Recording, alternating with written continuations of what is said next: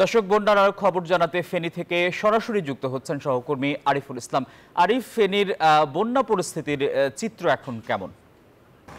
আসিফ টিপু, আমি এই মুহূর্তে ফেনীর ফুলগাজীতে রয়েছি। আর ফেনীর যেই আশেপাশে যে অঞ্চলগুলো রয়েছে সবচেয়ে বেশি নিম্ন অঞ্চল হচ্ছে ফুলগাজী।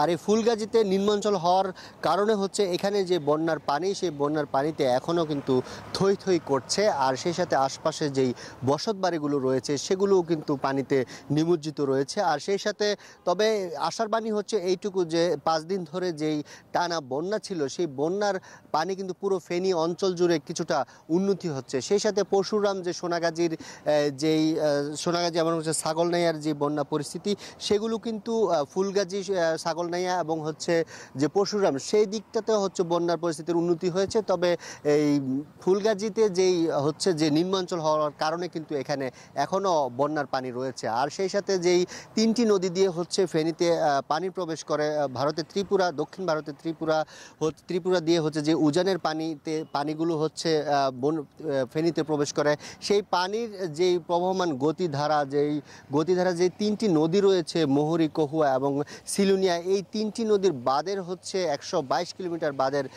বান্ডেল থাকলে প্রতি সেনমানিতে টাকা বাঁচবে। বিকাশ সেনমানি বান্ডেল কিনে জিতুন প্রতি লেনদেনে।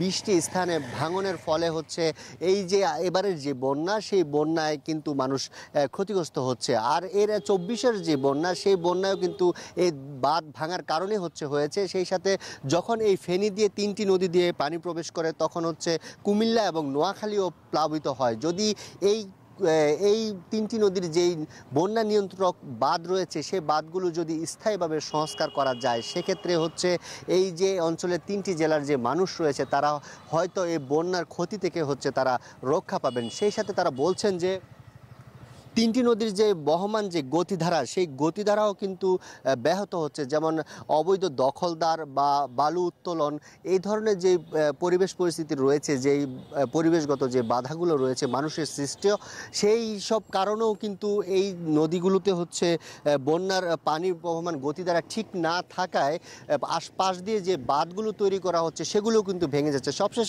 স্থানীয় বাসিন্দারা বলছেন যে বাঁধ নির্মাণে যেন স্বতঃস্ফূর্তভাবে যেন কাজটি হয় এবং টেকসইভাবে যাতে বাঁধটি তৈরি করা হয়, সেই লক্ষ্যে যেন যে কর্তৃপক্ষরা রয়েছেন তারা যেন সতর্ক থাকেন, এই আহ্বানও কিন্তু স্থানীয় বাসিন্দারা জানাচ্ছেন। এই ছিল ফেনী থেকে আমার কাছে সবশেষ।